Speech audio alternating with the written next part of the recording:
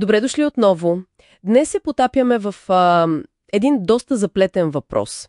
Какво реално може да се случи с България, ако не спази американските вторични санкции срещу руските енергийни гиганти Роснефт и Лукойл? Разполагаме с експертен геополитически анализ и целта ни е да разплетем рисковете икономически, финансови, ами и стратегически. Ясно е, че в центъра на всичко е Лукойл Нефтохим Бургас. Най-голямата рафинерия на Балканите, нали, почти монополист тук, обаче собственост на санкционирана руска компания. Залога е огромен. Окей, да започваме. Вижте, това, което е, може би, най-важно да се разбере тук е как работят тези американски санкции. Те са, така да се каже, екстериториални. САЩ ги прилагат глобално, чрез институции като ОФАК и закони като ЦАЦА. Това означава, че дори българска фирма, която не е в САЩ, може да има проблеми. Стига да улеснява, както те го наричат, значителни транзакции с санкциониран субект като Лукойл. Значи не е задължително Вашингтон директно да ни санкционира, по-скоро рискът идва от самите пазарни играчи. Това ли е самосанкционирането, за което се говори в анализа? Ами да, точно така. Глобалните банки, контрагентите, те просто може да откажат да работят с Лукойл, за да не рискуват те самите.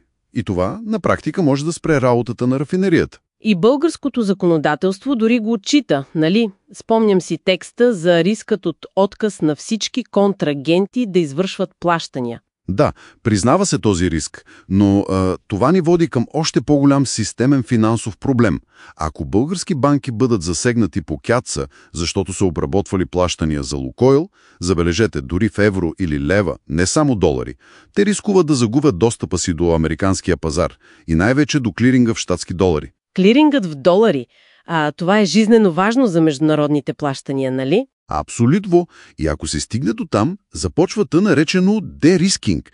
Международните партньори започват да избягват всички български банки като потенциално рискови. Това може да замрази външната търговия.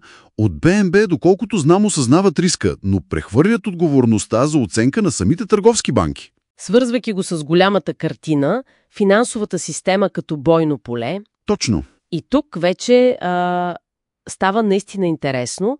Преминаваме към геополитиката. Анализът твърди, че ако продължим да работим с Лукойл, това може да се разглежда като подкопаване на евроатлантическата солидарност. Ама реално ли е това? Не е ли малко пресилено? Според анализа не е пресилено, защото може да има много конкретни последици. Застрашава се американската военна помощ по програмата FMF, сътрудничеството по договора за отбрана DCA, дори достъпа до военни технологии. Значи икономическите решения имат преки стратегически? Директни, да. И вижте, не е само теория. Има прецедент. Турция. Заради руските С-400, САЩ наложиха КАЦА санкции на съюзник в НАТО. Спряха им експортни лицензи, изключиха ги от програмата F-305. Охо, това е сериозно. Показва готовност за действие. Представете си нещо подобно да засегне нашите F-16, например. Това повдига въпроса. Каква е цената, ако не се съобразиш с санкционната политика на ключов съюзник? И сякаш външните рискове не стигат, има и вътрешен правен. Анализа споменава, че законът ни за специален управител в Нефтохим може да се тълкува като де-факто национализация. Да, като скрита национализация. Макар и да не е наречено така. А това, разбира се, отваря вратата за международни арбитражи от Лукойл срещу държавата.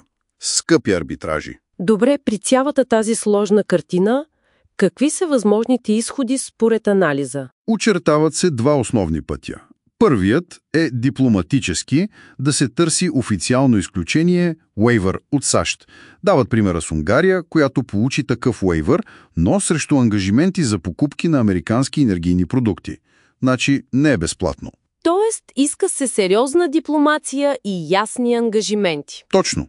Ясни ангажименти за диверсификация, реципрочност. Втория път е по-радикален – контролирана продажба на рафинерията. На купувач, който не е санкциониран, разбира се. И целият процес трябва да е координиран с ОФАК. Прозрачност. И така, стигаме до извода. Ключовото от анализа изглежда е, че рисковете са системни. И може би най-притеснителното е, че това само санкциониране на пазара може да ни удари дори преди официални действия от САЩ.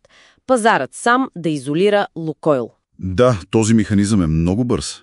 Значи България е пред много труден избор. Баланс между енергийна сигурност, финансова стабилност и, геополитическа лоялност. Абсолютно. И може би като финална мисъл, така за размисъл, отвъд тази конкретна криза с Лукойл и санкциите, възниква един по-дълбок въпрос. Как навигирането в такава ситуация предефинира способността на държава като България да пази своята икономическа и стратегическа независимост? Особено в свят, където, както казахме, финансовата система все повече се ползва като оръжие. Това е въпросът, който остава.